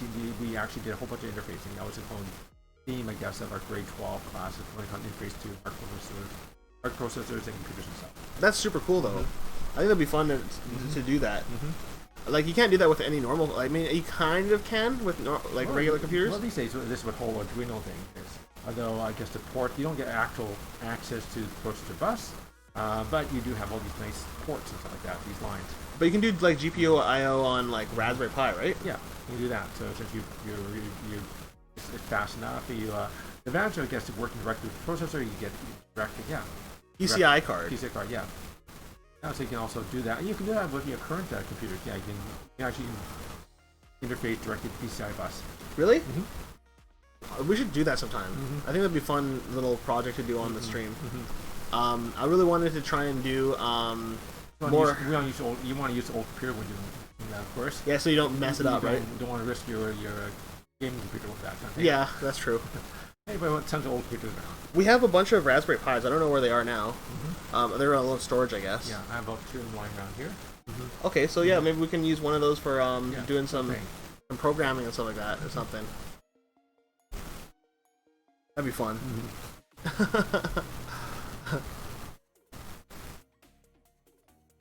Okay, I'm gonna grab some more water. And to be honest, I think we're probably gonna be wrapping up pretty soon, so that I can get to sleep. And yeah, it's almost midnight, quarter to midnight. You want to get to bed soon. Yeah. Yeah. Weird. I would prefer to do it on a new one. I can replace a motherboard. I can still get off the shelf easier than a 40-year-old retro board. Yeah, that's true. It's better. Yeah, that's easier to replace than a 40-year-old retro board. But if we do it on just like a cheap Raspberry Pi, we'll just get another Raspberry Pi. Yeah. Or just use one of the old ones that's like kind of outdated, anyways. Or get a computer that's just a couple years old that they're in, easy to find. They're cheap as well too. You can go to a thrift store, pick one up. Well, the heat is taking it out of me, but yeah, that would be a good idea. Maybe just get like an old cheap computer and try and program it and try and do stuff with it. Yeah, using some kind of controller of some kind. Yeah. I think that would be an interesting project to do. Yeah. Wonder what we would do with it. I guess the thing, you have to think what you want to do first before you start tearing it apart and putting things in.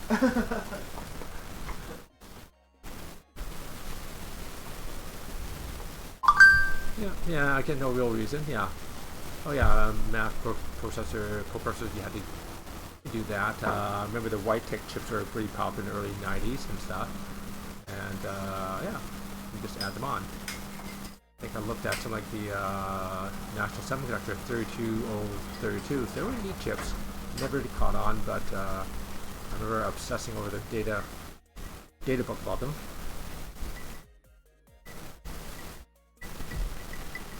For no real reason, then you can. Yeah.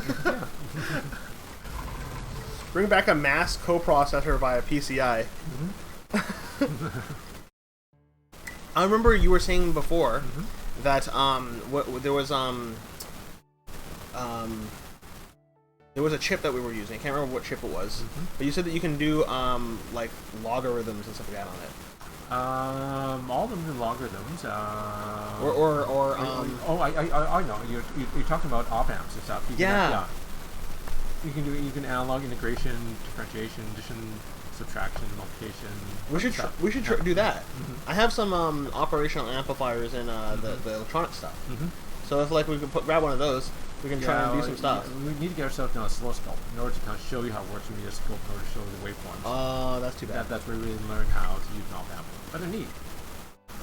All that old analog stuff is pretty neat. You were saying that like on board, like the spaceships and stuff like that, they would use op amps for like complicated math. Well, actually, no, because they don't use it these days. But in the 1940s, battleships they ran on analog computers. Really? Yeah. Essentially, they're big gears, big gears and levers and stuff like this, precisely shaped. So by aiming, the ship would hook into it, and yeah. We're talking about an oscilloscope. Have you seen some of the analog chips? Oh, you beat me to it. Yeah. Have you seen some of the new ones? Well, so you mean new scopes? You mean the portable ones? They're kind of nice, actually. Or you talk about there's not too much of an analog these days. It's pretty well op amps. Yeah. And I guess you have. I think it's crazy though, like having a computer that's like a bunch of gears and stuff like that. That's neat. Yep. So I guess it's just like finely tuned gears. So that's like, you have specific amount of numbered gears, and then depending on how far it turns, you can actually do a calculation and stuff like that. So. That's neat. Yeah, there's some really neat videos on YouTube. Maybe we should 3D print an analog computer. Well, they've got a lot of precision, but you can get away with just playing around with this stuff. So there's some really neat videos from the 1950s from the U.S. Army, U.S. Navy actually.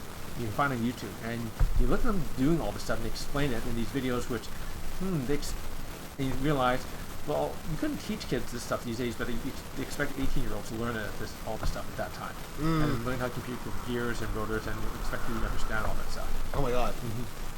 Yeah, that's kind of, yeah. I should show you some of those videos sometime. I mean, then you see what they're able to do with just, understanding how gears work and how to utilize them for complications. Yep. They still have analog chip development. Yeah, so like stuff like RF and stuff like that. Radio, yeah, labs and data centers. Not for the likes of you and me, but labs and data centers. Yep. Neat. Yeah, they're working at the gigahertz or higher range. But you can have a lot of fun stuff in analog and with audio and up to, I guess, low end processor and up to megahertz. They're instantaneous for certain things. Pretty well, yeah. That's one advantage. What? Yeah, they're a little fuzzy, but they can calculate things faster. What? Than a lot of and with less power than a digital chip can. That's crazy. Nature of analog. And it's continuous. That's neat, though. The idea of like a complex electrical chip being replaced by just like mechanical like features, that's pretty fascinating. Or it's just a couple of capacitors and simple transistors versus a whole massive digital transistors. I have no idea even how it works. So. Yeah, they don't teach the old style electronics very much these days. Well, very much digital. But to be honest, that older stuff was it's just easier to do things digital these days. But it does have advantages. That was another thing that we were maybe trying to do, discussing doing, which was doing IRL streams. So like maybe we'll go to like I don't know, Starbucks or like a library or something like that, and stream just doing electronics there. Maybe at a park or something. That's what, because we were saying that would be really really peaceful, just doing electronics at a park or something. I never really got to play with analog. I think that would be cool or fun thing to do, or even just like to try and make our own like processor or computer, like even just a really basic one. Well, you can program that in the FPGA these days, and well, on the workbench while I was being told to go to bed as I was 5.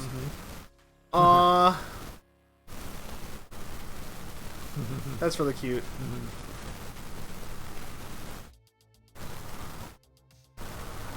That's awesome that you got into that at a young age, MKB. Digital took over the world by the time I grew up. Yeah, that's fair enough. Yeah, so I learned all my stuff on the edge when digital was kind of starting to take over, but I still got some exposure to using op-amps and stuff. Yeah, and you were also saying that you programmed an entire program using like punch holes, right? That was all punch cards, but that wasn't that hard. But that was how I had to learn in 5th grade how to program. I learned the basic using punch cards. I mean, it doesn't have to be super hard. It's still really impressive because like that is super cool. I think I have a stack of them still. Really? In my box somewhere. Oh, that's awesome. That just kind of boggles my mind a little bit. Yeah. So it wasn't even a computer screen. It was a teletypewriter. Just a roll of paper coming out. What? Yes. What? That's insane. Oh yeah. You fix your program by taking a card and erasing a little hole or filling it in and stuff. That is neat. That is super neat. And then you arrange your code. I need to switch that. You switch a card in a different position. What? Well, it's just a line. It's just each card is held 80 characters. Just wrote your code in by coloring the dots. How though? That still kind of blows my mind. Yeah, you wrote on paper first. You color your cards and you make sure it's all in order. Number in the corner. That way you don't get out of the sequence. Oh no! If they go out of sequence, you're screwed, right? And then you submit it to the card hopper, and then if it worked, then you got to run your program on the teletypewriter. But what if you accidentally put like one dot in the wrong place? Okay, then I get a syntax error, and then you have to go through the whole card and where is it wrong. I suppose that's why you do it in like pencil or something, right? Yeah. Yeah. That's neat. That is absolutely fascinating. I did that in summer school in grade 5. In grade 5? Yeah. See, like this is what I mean by the fact that like school systems, they don't teach the kind of cool stuff that they used to do. Like I went and did my electronics class. Remember I told you my electronics class in high school was really pathetic. I didn't get to do much at all. And like you got to actually learn cool stuff in school. The thing is, I really wanted to take the film course, but that was too much money for me at the time. So that was, I think, for $100 back then. That's when early '80s, $100 a lot, especially if you ask your parents for $100 for that kind of stuff. Yeah. But the thing is that you actually did film on actual film, no videotape. Oh, which is why it was kind of wow. pricier. Yeah. See, I took a film and photography class in high school, and it was actually not too bad. I did enjoy it. My only thing is that I didn't really learn anything. They mostly just said, like, do whatever, film, take pictures of whatever you want, and then make a video out of it on your computer. But, like, they didn't teach us, like, composition or, like, how to get a good image on it. The teacher encouraged us to use the automatic mode, not the manual mode. And it was all just, like, basically just do your best. Okay. And then everybody got an A for effort, pretty much. So I never felt like I was really like trying to like learn and excel in that class. But yeah, I feel like when I did start Excel Yeah. was when you were trying to like teach me how to do stuff for real. That really helped me out. But before that, everything was kind of just vague concepts, and just listening what the teacher told me and kind of nodding my head, going, okay, yes. And stuff yes. that was kind of dumbed down as well too. Yep. Yeah. Dumbed down, or like try to be presented in a way that's like, for everyone. Whereas like, everyone learns differently, so I don't see the point in trying to teach everyone the same. I mean, I guess that's just the way it works. That's just the public education system, right? That's the way it is these days, and it's unfortunate. Yeah. Oh well, that's okay. Yeah. Yeah, I think I mentioned that I showed one of my students, I guess, one of the old Okay, but you said notebooks. no backspace there. Yeah. Oh yeah, there's one thing go back. They just went back and struck out characters on an typewriter. I think most postmodernism in art, films, etc., may have gone way too far. I don't understand that. Well, the thing is that I guess it's they threw away narrative. It's all about other things beyond narrative. Yeah. It's supposed to be the experience of it and what it evokes some feelings, but then where's the story? I want a story. What's happened on screen?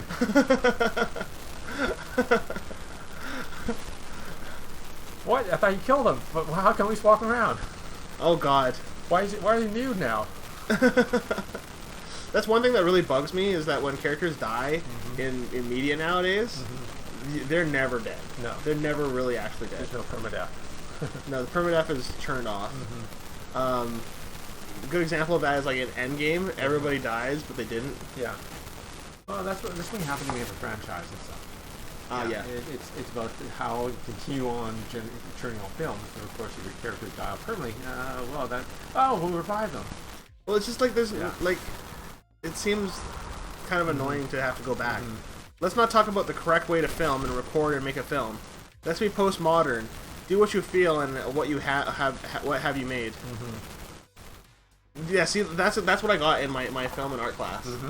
Is that there was no real like narrative that we were trying to build, or even trying to make like a video. It was all just take a picture of all this random stuff, put it all together, and then like Somehow it's good. somehow it's good. Yeah. Did you ever watch Every Frame a Painting on YouTube by Tony Zhao? MTV? Yeah, so I think I showed that to you before. I think I watched it, but it's been a while. Yeah. So if you send that to me again, I'll rewatch it. Yeah, so because he's actually in Vancouver as well, Tony. Really? Yeah. He shows you how you actually should edit a film to make it work and be effective. Shows That's techniques, impressive. yeah. That's great. Yeah, I should. I think like that sounds familiar now. Yeah.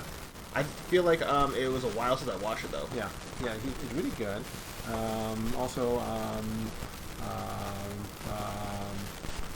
My friend Jick Hughes, remember the puppeteer movie I showed you? Someone I knew was making a movie himself. 'Cause I kind of felt that from what you were saying, and I do think to a large degree postmodernism is to blame. I agree with the essence of postmodernism. Just think like all things can go way too far. Yeah, that's true. I feel like my problem with my film and art class is that like I felt like I didn't really learn that much, and we weren't really encouraged to learn. We were encouraged to just do whatever feels right. And you got graded on it, but there's no kind of criteria of what you should achieve, and no kind of goals that you should hit and stuff. Yeah. No way you can feel you're making progress. Yeah, exactly. I mean, like, I feel like in that kind of sort of class, you should learn, at the very least, like, a little bit of, like, photo or video editing. Or, like, something beyond just, like, stringing a bunch of random things together. I don't know. Yeah. I know that when I took it on the second year, I did start to learn a little bit of stuff about photo editing, but I was learning it like after the second year. I was like, it feels like stuff I should have learned in the first year. You know what I mean? And that was just like basic correction stuff. I remember that we learned how to like remove red eye, and I learned that we learned I don't know, we learned a few things that were actually good, but the majority of it was still a lot of the same stuff, where it was just like, take a picture of whatever, Yeah. I remember one of the projects that we did was you were supposed to make like a video along with photos of all your friends, and that was kind of cool, but like I didn't really learn anything. Yeah. It was just like, hey, look, here's the pictures of all my friends, and there was like no like, again, I wanted to create, like, I went into that class because I wanted to learn how to tell a story with video and pictures or whatever, but I never really got that. Oh well, that's fine. That's what can you expect? Yeah. When you have things that are cleaned up by cleaners as believed to be trash in an art gallery, I think that the definition of okay, we have officially gone way past the point of rebellion against a strict, authoritative, harsh definition into what we are producing trash and calling it art. The thing is that some modern art is actually really good, but again, it's really about the skill of the person doing it. Like things that people think everything requires skill. Even postmodern art requires skill. Modern art requires skill. And you can kind of tell when it happens. I think that the key thing is that when you have a good piece of art, it should say something. Whether that's like something that's really concrete, or it's asking a question, right? Yeah. If you're not asking a question, or you're not making a statement on anything, then it's just like, I don't know. Maybe this is just me, but when it's just like a whole bunch of random stuff, or like if it's just a bunch of clips or photos of your friends, and you're asked to, like, what is the meaning of this? And it's like, if the person who originally made it had no meaning for it, then it's hard to pull a meaning from it, except for what you can just infer and be like, oh, okay, it looks like all of these friends are having fun, or like, I'm not sure if I'm making sense. Yeah. I think that if the original person who made something has an intention for the piece of film, then you're gonna feel that in the end product. Yeah. Oh yeah. So. Yeah, they're in the art world exists in its own kind of world. There's stuff that's definitely trash, and stuff that isn't. I beg to disagree. Yeah, I have seen certain this in the Tate in London that literally looks like my floor when I have spilt a plate of food over it. I mean, I guess you don't always have to have a meaning for things, but I prefer to understand, or like to watch something and then gain something, right? Sometimes art for the sake of art, there's a point to it, but I don't know. I've always I always want to try and watch something and then come away with something to mull over or think. I don't know. Maybe that's just me. I think everybody's different. Yeah. Well, yes, it is. And yeah, so it should be something to it, and it's something that's hard to. It doesn't have to be a story, but it should be something that you can point to and then feel something. It should not blend into the background. And the thing is that one favorite part of a trip I had about a decade ago to Ontario was that I got to go to the Ontario Art Museum, and they actually had mid 20th century modern art. Oh, cool! They had Rothko's and they had abstract impressionist art and modern art and stuff. And the thing is that Rothko's, I think it was Rothko. Yeah, he was famous for essentially painting a big giant canvas in one color. Oh. Right? And you think, okay, and the thing is, what is it all about? And the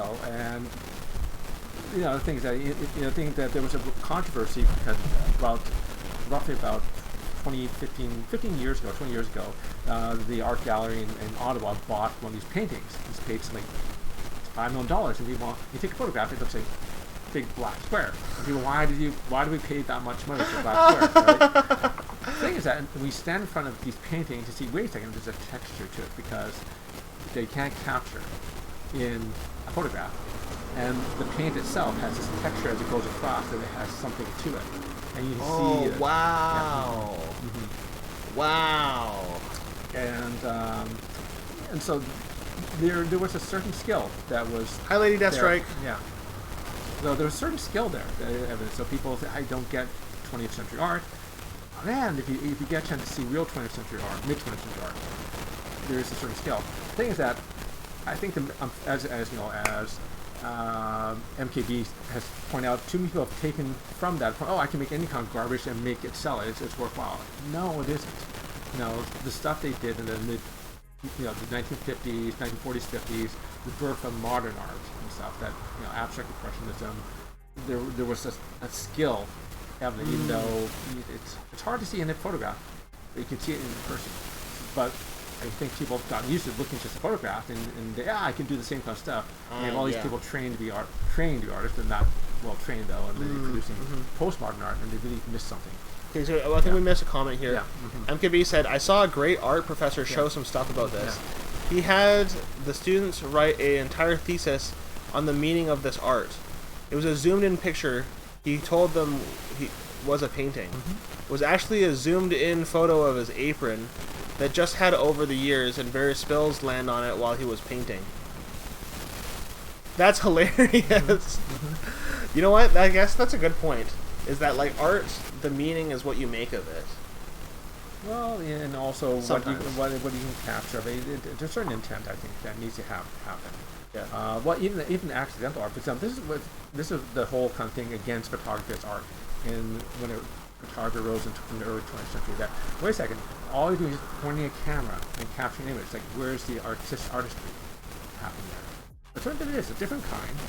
It's capturing that serendipity in a certain kind of way. And I guess maybe this professor is kind of illustrating there's a certain amount of serendipity that happened, but also he had a certain curating as well too. Yeah. Curation. Curating. Yeah. Curating. Choosing. Making decisions. Critiquing. So, that's something that I think people forget about creativity.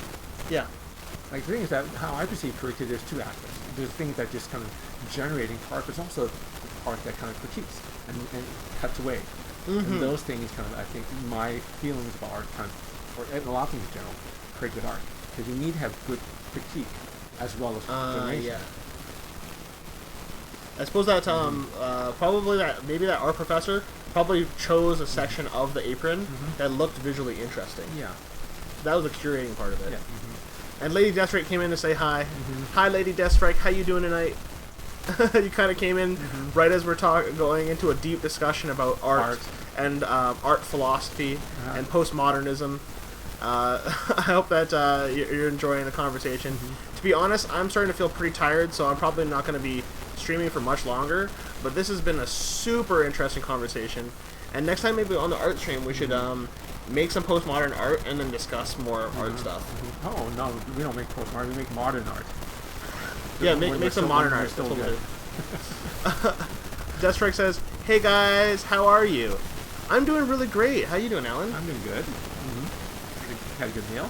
Yeah, we had a good meal. Alan made like a rice dish with like bok choy, zucchini. I was mixed vegetables. It's just zucchini, bok choy, carrots, and stuff. And I just made a gochujang. That was sauce. so good. The sauce was super good. The sauce was like I can only describe it as kind of like a spicy teriyaki sauce almost. Yeah, that was a super good sauce. You were saying like it was really easy to make, yeah, right? You have some extra in the fridge, which you use tomorrow or whatever. Put on your sandwich. Yes. Let's do a shout out to our girl, Lady Deathstrike.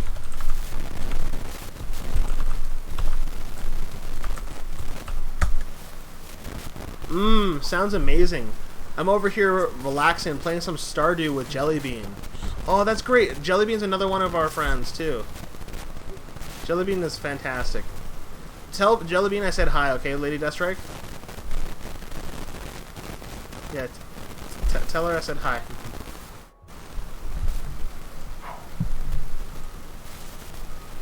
Yeah, we're probably gonna wrap up pretty soon, so I'm gonna try and see who I can raid. Oh, too bad you guys aren't streaming, eh? I would have totally loved to raid you guys. Gotcha. Thank you. Yeah, Jellybean's such a sweetheart. Jellybean, I was really upset the other day, and I went and jumped in to come talk to Tom and Jellybean, and they were both really there for me, so it was really nice. MKB says, and to be fair, it was not like Joseph's coat of many colors. It was just a clean apron, worn for a few days, with a few flicks of white paint across it, lol. Interesting. Well, guys, I'm feeling super tired, and I really enjoyed streaming and hanging out with all of you guys. I hope to see you guys again next week on Sunday. Maybe we'll play some games. You know what? Maybe we'll try and play some Stardew Valley with you guys. Maybe play some Stardew Valley with Deathstrike and Jellybean. What do you think about that, Deathstrike? What do you think about that? Would that be fun? I don't know. Well, we'll see what's going to be going on. Definitely check it out, and you know, stay tuned in on the Discord. Yes, please do. Yeah, I really like Stardew Valley. It's a fun, relaxing game. A chill stream. That's what we aim for. I really like streaming and talking to you guys. I think that I've been really enjoying doing that too. Like just coming in and hanging out and chatting with the community. You know, I really enjoy doing that. But yeah, maybe we'll play some Stardew Valley. Jellybean's been asking me to get that game, so. Anyways, guys, thank you guys so much for coming in and saying hi. I really appreciate you, Lady Deathstrike. I appreciate you too, Real MKB. And I hope that you guys had a fun time, and we will see you guys next time. Good night. Peace out, my friends.